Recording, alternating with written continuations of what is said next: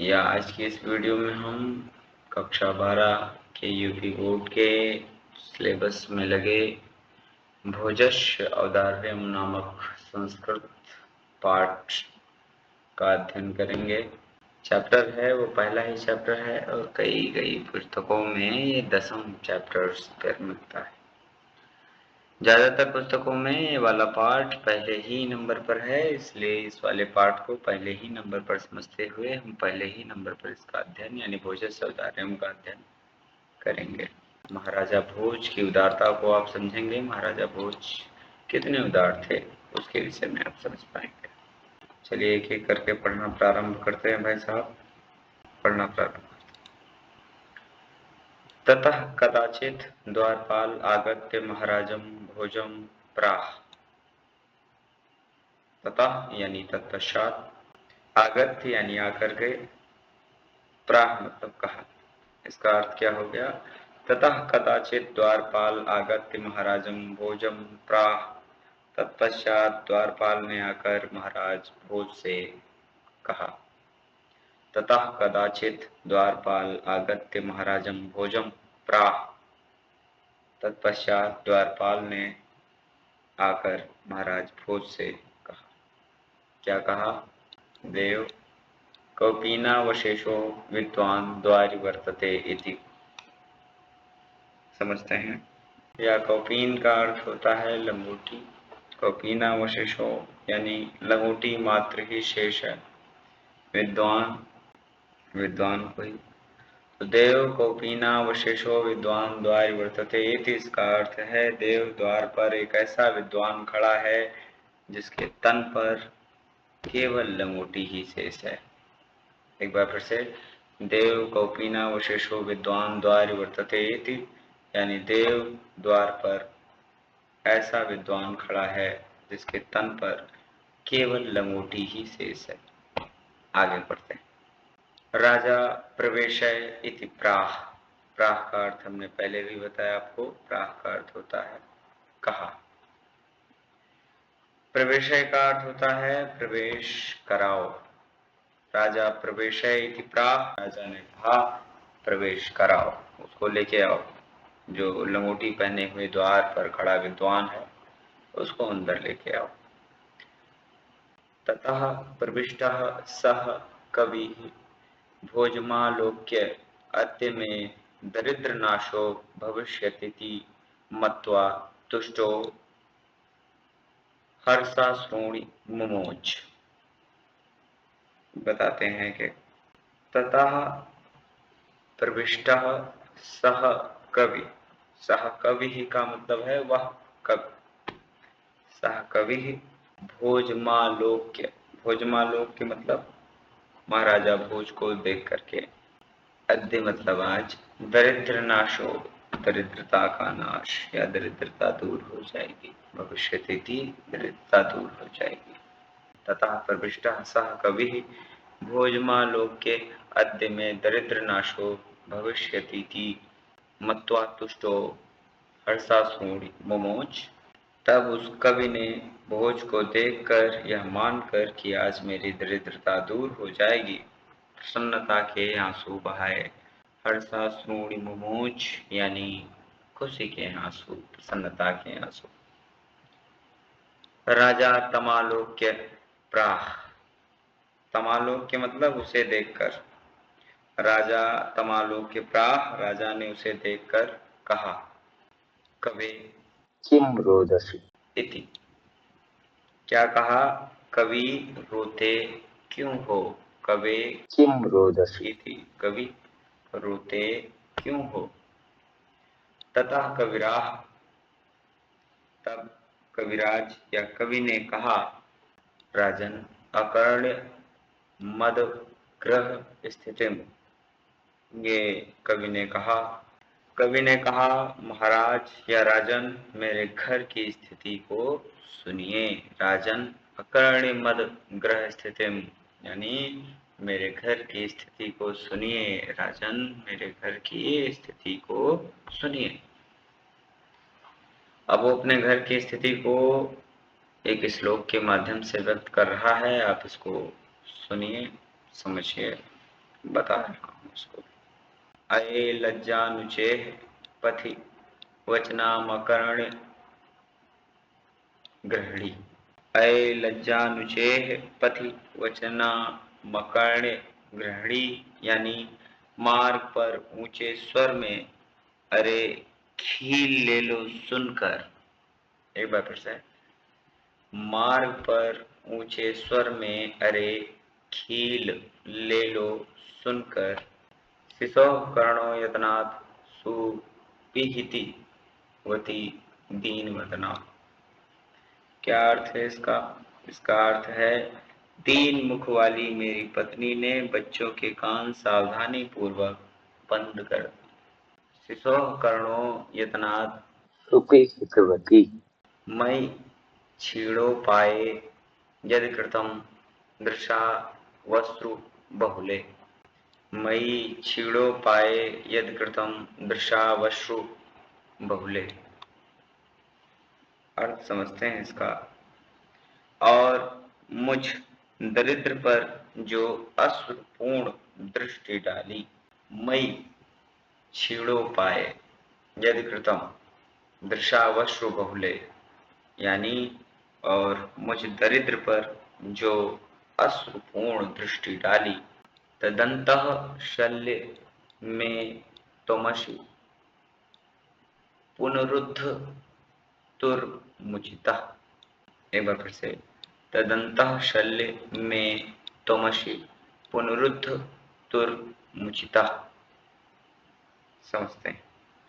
वह मेरे हृदय में कांटे के सदृश गड़ गई, जिसे निकालने में आप ही समर्थ हैं। त्वमसि पुनरुद्ध तुर्मुचितः, यानी आप ही निकालने में उसको समर्थवान है। भाई साहब, महाराजा भोज जी, आप ही जो मेरे हृदय में कांटा गड़ा हुआ है इस गरीबी का, इसको आप ही निकाल सकते हैं।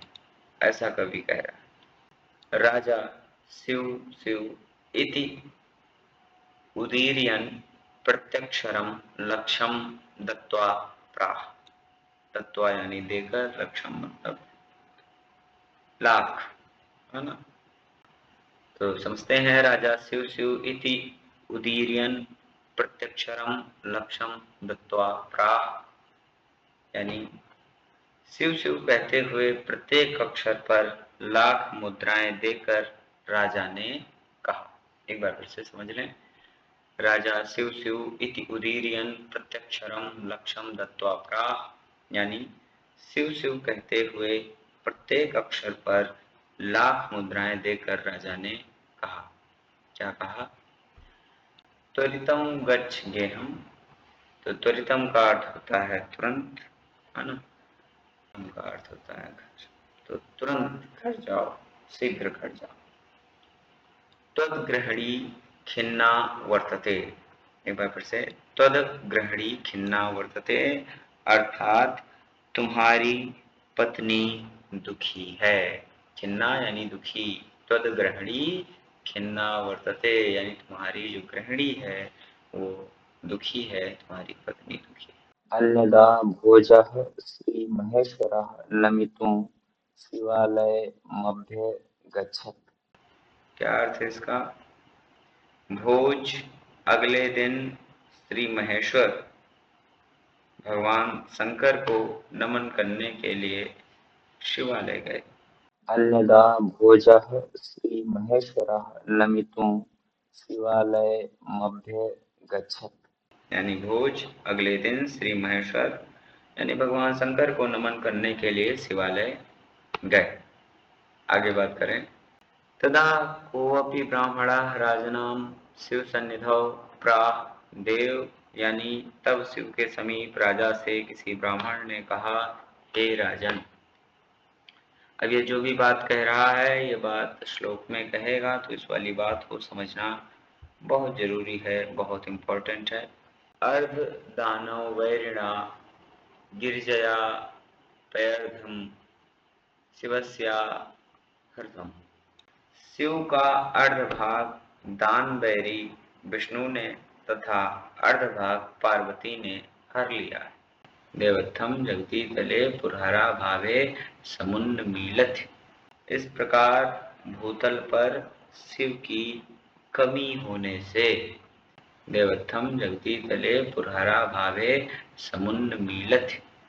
इस प्रकार भूतल पर शिव की कमी होने से गंगा सागरंबरम शशिकला नागाधिपः क्षमा तलम। गंगा सागर में, चंद्रकला आकाश में तथा नागराज शेष भूतल में समा गए हैं।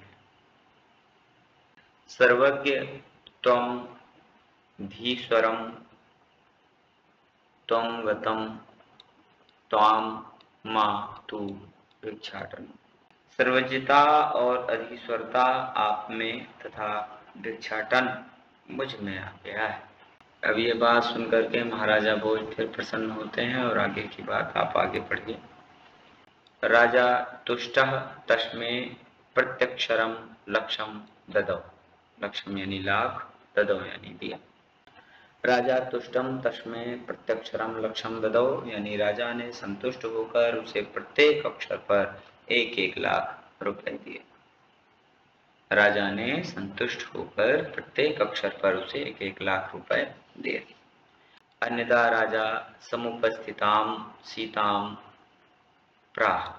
अन्य किसी दिन राजा ने पास में स्थित सीता नाम की जो एक कवित्री है से कहा, देवी प्रभातम वर्णय इति। क्या कहा उन्होंने सीता नाम की लड़की से, देवी प्रभातम वर्णय इति सीता प्राह। तो राजा ने कहा, दूसरे दिन राजा ने से सीता से कहा, जो कि एक कवित्री लड़की है उनके पास है, महाराजा भोज के पास, तो उन्होंने उनसे कहा कि देवी प्रभातम वर्णय इति और सीता प्राह, सीता कहती है। सीता क्या कहती है पहले इसको समझ लेते हैं। देवी प्रभातम वर्णय इति यानी देवी प्रभात का वर्णन करो। सीता प्राह, सीता ने कहा। विरल विरला स्थूलास्तारा कलाविव सज्जना। आकाश में बड़े तारे उसी प्रकार गिने चुने बहुत कम दिखाई दे रहे हैं। विरल विरला स्थूलस्तारा कलाव्यूह सज्जना। आकाश में बड़े तारे उसी प्रकार गिने चुने यानी बहुत कम दिखाई दे रहे हैं। मन इव मुने सर्वत्रयो प्रसन्नम भुनम्भः। जैसे कलयुग में सज्जन सारा आकाश मुनि के सदृश प्रसन्न निर्मल हो गया। आप शरत्या ध्वांताम चित्तास्ताम्यु दुर्जना। आकाश से अंधेरा वैसे ही मिटता जा रहा है जैसे सज्जनों के चित्त से दुर्जनता। वज्रतिचा निशाचक्रम लक्ष्मीर्नुद्यमिनाम्यु। और उद्यम हीनों की लक्ष्मी तीव्रता से भागी जा रही है। राजा तस्य लक्ष्यम दत्वा कालिदासम प्राह। राजा तस्य लक्ष्यम दत्वा कालिदासम प्राह। राजा ने उसे 1 लाख रुपए देकर कालिदास से कहा, सखे तुमपि प्रभातम वर्णय इति। उन्होंने कालिदास से कहा, सखे तुमपि प्रभातम वर्णय इति यानी मित्र तुम भी प्रभात का वर्णन करो। क्या कहा, मित्र तुम भी प्रभात का वर्णन करो। ततः कालिदास प्राह। तब कालिदास ने कहा।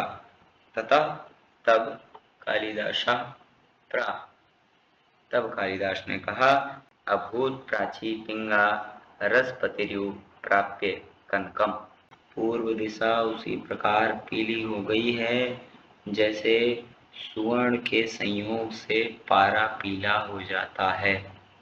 गतस्य छाया चंद्रो बुधजन एव ग्रामस्य दश। चंद्रमा उसी प्रकार कांतिहीन यानी फीका दिख पड़ता है जैसे गंवारों मूर्खों की सभा में विद्वान। क्षणम क्षीण तारा निर्पतय इवानुद्यम परा। तारे क्षण भर में यानी सहसा उसी प्रकार क्षीण हो गए हैं, जैसे उद्योग रहित राजागण की राज्यश्री क्षीण हो जाती है। न दीपा राजन्ते द्रविण रहिता नम्यु गुणा। और दीपक उसी प्रकार शोभा नहीं पाते हैं जैसे धनहीन व्यक्तियों के गुण। निर्धन व्यक्ति चाहे कितना भी गुणी हो, समाज में उसके गुणों का उचित मूल्यांकन या आदर नहीं होता। और धनी व्यक्ति कितना ही गुणहीन क्यों ना हो, लेकिन फिर भी उसे समाज में आदर दिया जाता है। तो चुपके से ये वाला भावार्थ कालिदास ने चिपका दिया है महाराजा को। राजाति तुष्टः तस्मै प्रत्यक्षरम लक्षम ददौ। यानी राजा ने संतुष्ट होकर उसको प्रत्येक शब्द पर लाख मुद्राएं दी। लक्षम मतलब लाख, ददौ मतलब दिया, प्रत्यक्षरम मतलब हर एक अक्षर पर, हर एक शब्द पर, तस्मै मतलब उसे, है ना। राजा राजा अति तुष्ट हो यानी राजा ने संतुष्ट होकर। तो राजा ने संतुष्ट होकर उसे यानी कालिदास को प्रत्येक शब्द या प्रत्येक अक्षर पर लाख मुद्राएं भेंट स्वरूप दी। बहुत बहुत धन्यवाद आप सबका, आप यहाँ तक हमारे साथ बने रहे वीडियो में। और हम आपसे आग्रह करेंगे कि हमारा चैनल अभी बिल्कुल बिल्कुल नया है, बिल्कुल ताज़ा ताज़ा है, बिल्कुल बिल्कुल नया नया अभी बनाया है। तो इसको पुराना कीजिए भाई, इसको सब्सक्राइब कीजिए और लाइक का बटन ठोक डालिए। इसके अलावा सब्सक्राइब भी कर लीजिए अगर अच्छा लगा हो तो। नमस्कार।